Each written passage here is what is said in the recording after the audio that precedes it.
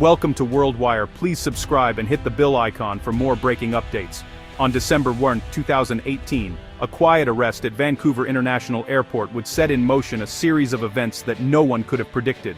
The world's attention suddenly turned to a single traveler, whose name would soon dominate headlines across continents. The news broke quickly, sending shockwaves through diplomatic circles and igniting a global crisis that would test the relationships between three of the world's most powerful nations: Canada, China, and the United States. Canadian authorities, acting on a request from the United States, detained Meng Wanzhou. She wasn't just any traveler. She was the chief financial officer of Huawei, one of the world's largest tech companies, and the daughter of its legendary founder, Ren Zhengfei. This was no ordinary legal matter. Meng's arrest instantly became a flashpoint in the already tense and escalating US-China trade war, raising the stakes for both countries and putting Canada in an unenviable position.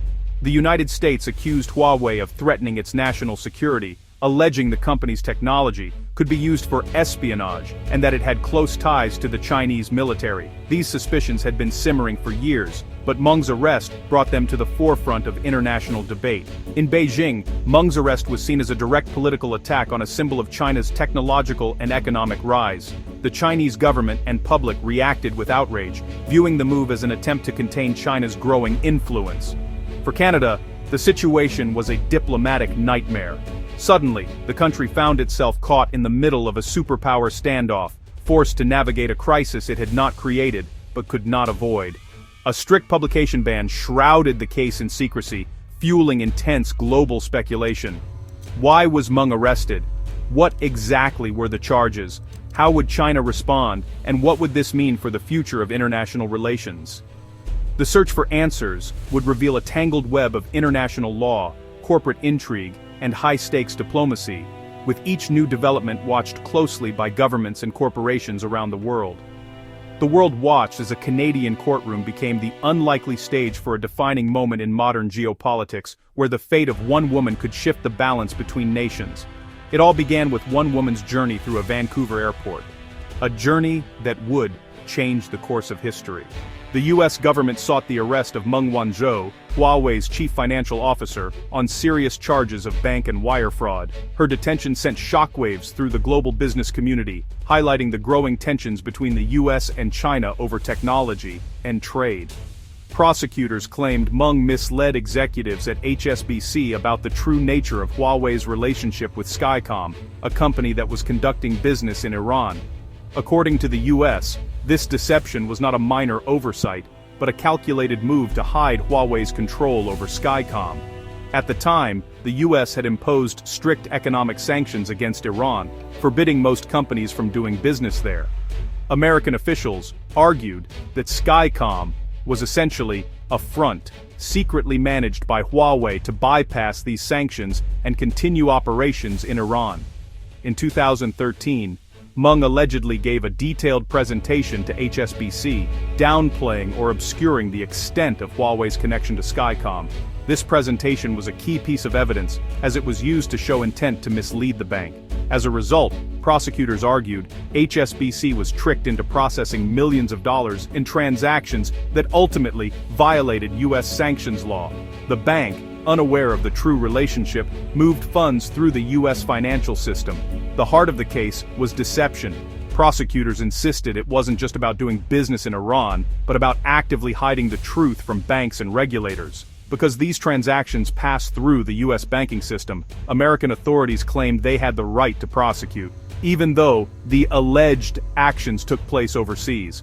For Washington, the case was about more than just financial crime. It became part of a much broader campaign against Huawei, which US officials viewed as a major security threat and a symbol of China's technological ambitions. The fraud charges gave the US a powerful legal weapon, allowing them to target not just Meng, but Huawei itself, in the ongoing battle over global tech dominance. Ultimately, the case was about more than one executive or one company. It was a move to portray Huawei as both a security risk and a lawbreaker, shaping how the world viewed the Chinese tech giant.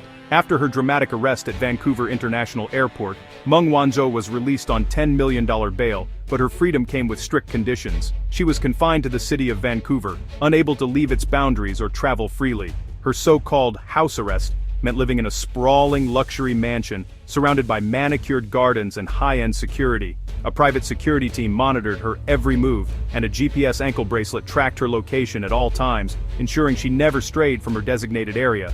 Despite these restrictions, Meng was allowed certain freedoms. She could move within a set perimeter, attend exclusive art classes, shop at upscale boutiques, and dine at Vancouver's finest restaurants. Though always accompanied by security and under constant surveillance, her every outing scrutinized by the public and the press. In stark contrast, two Canadians detained in China, Michael Kovrig and Michael Spavor, faced harsh and isolating prison conditions with limited contact to the outside world and little hope for comfort or luxury.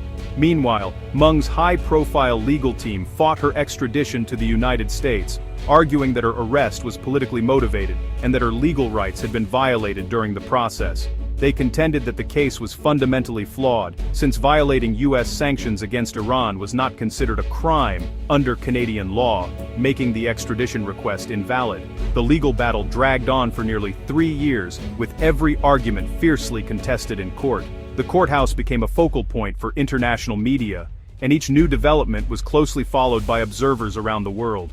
For Meng, it was a gilded cage, luxurious but confining. For Canada, it was a diplomatic and legal ordeal, straining relations with both the United States and China, and testing the country's commitment to the rule of law. The case became a daily spectacle, drawing global attention to Vancouver and turning the city into a stage for international drama. The world watched as her fate, and Canada's reputation, hung in the balance, with every legal twist and diplomatic maneuver broadcast across continents. The drama was far from over, and the outcome would have lasting consequences for all involved. China's response to Meng's arrest was swift and severe. 9 days later, two Canadians, Michael Spavor and Michael Kovrig, were detained in China on espionage charges. The world saw this as hostage diplomacy, with the two Michaels held as leverage for Meng's release. While Meng lived in comfort, the Michaels endured harsh prison conditions, constant interrogation, and isolation. Their fates became tied to Meng's legal battle in Canada. China denied any connection, but the timing was impossible to ignore. The crisis plunged Canada-China relations to new lows, with human lives caught in the crossfire. The ordeal of the two Michaels became a chilling symbol of the lengths nations will go to defend their interests. The Meng affair triggered an economic crisis for Canada, hitting its canola industry hard. China, in retaliation, blocked Canadian canola imports, citing dubious pest concerns. Canada's farmers, who relied on China as their biggest market, suddenly faced plummeting prices and unsold crops. The blockade cost the industry nearly $2 billion, devastating rural communities. Silos overflowed, and crops rotted in fields. The canola crisis showed how trade could be weaponized in political disputes. China's message was clear. Actions against its interests would have severe economic consequences. For Canadian farmers, geopolitics became a personal disaster. After nearly 3 years, the standoff ended abruptly in September 2021. The U.S. struck a deal with Meng. Charges would be dropped if she admitted to misleading HSBC, but she didn't have to plead guilty. With the deal in place, the U.S. withdrew its extradition request, and Canada released Meng. Within hours, Meng flew home to China to a hero's welcome. Simultaneously, the two Michaels were released from Chinese prison and flown back to Canada. The timing made the connection between the cases undeniable. Hostage diplomacy had ended, but questions lingered. For Meng and Huawei, it was a victory. For the Michaels, the end of a nightmare. For Canada, it closed a painful chapter, caught between allies and superpowers. The simultaneous releases confirmed what many suspected. These fates were linked by politics, not law. Relief was tempered by the scars left behind. The Meng Wanzhou saga exposed the harsh realities of global politics. Canada, caught between the US and China, paid a steep diplomatic and economic price. China's detention of the two Michaels was a wake-up call for the West about the risks of engaging with an assertive Beijing. The canola crisis showed how trade can be weaponized, forcing industries to rethink their reliance on single markets. The affair left deep scars, reshaping Canada's foreign policy and hardening attitudes toward China. It was a story of legal systems clashing with raw power and national pride. While Meng and the Michaels are free, the consequences linger. the world learned how quickly international relations can fracture, and the human cost that follows.